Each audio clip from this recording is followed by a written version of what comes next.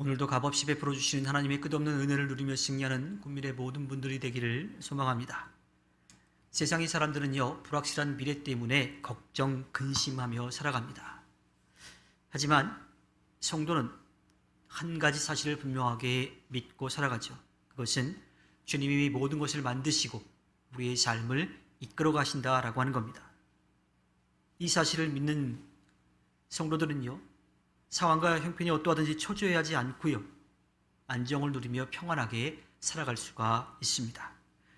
주님께서 성도를 자녀로 돌보시기 때문이죠. 힘들고 어려운 일을 만날 수도 있어요. 그러나 그때에 언제나 곁에서 도우시고 계시기 때문입니다. 달란트 비유를 보면요, 주인에게 한 달란트를 받았던 종은 나중에 책망을 받습니다.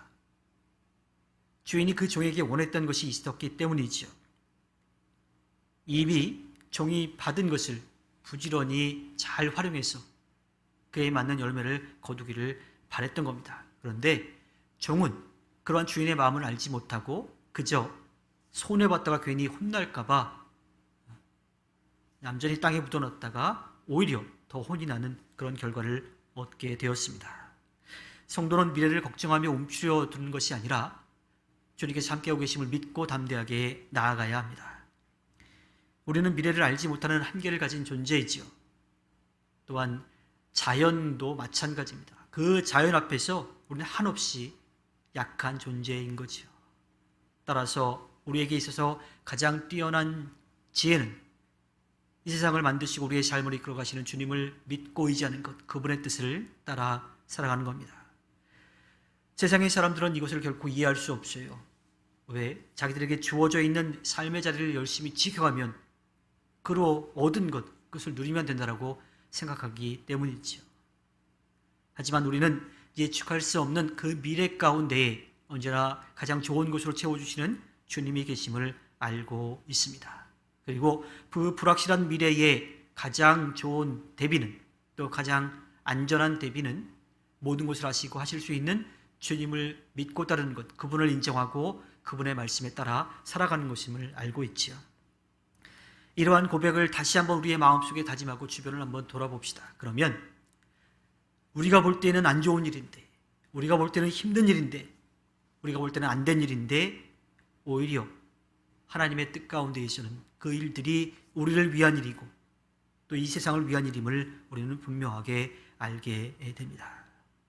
따라서 우리에게 주어져 있는 상황과 형편이 어떠하든지 우리가 가야 될 길을 가기 위해서, 끝까지 걷기 위해서 노력하고 준비해야 합니다. 마치 시기를 깨닫고 농부가 씨를 뿌리듯이 우리도 그때가 올 것을 기대하며 준비하고 있어야 되는 거지요. 자신의 욕망만을 위해 살아가는 사람들은요, 참 끔찍하게 살아갑니다. 왜냐하면 아무리 세상에서 얻으려고 해도요, 그 얻은 것으로 만족하지 못하기 때문이에요. 우리는 이제 주님과 이웃을 위해 나누는 삶을 살아가야 합니다. 그것이 물질적인 것이 될 수도 있고 시간적인 것이 될 수도 있고요, 또 우리가 받은 달란트일 수도 있어요. 다만 우리에게 주어진 것에 감사하면서 그것을 통해서 주님의 사랑을 우리의 이웃과 함께 나눠야 한다고 하는 거지요. 주님이 지으신 세상 가운데서 즐거워하고 감사할 때 날마다 우리는 행복할 수 있습니다. 나이가 들거나 병약해지면 우리는 우리 한계를 더 절실하게 느끼죠. 그때가 되면 늦을 수 있습니다. 그러니 우리에게 주어져 있는 하루하루를 즐겁게 보내야 합니다. 우리만이 아니라 이웃과 함께 한다면 그 즐거움, 또 그 감사는 2배 이상이 될 겁니다. 즐거움을 마음껏 누리기 위해서는요, 세상 악으로부터 떠나야 돼요. 이 근심이라고 하는 것은 우리를 힘들게 만듭니다.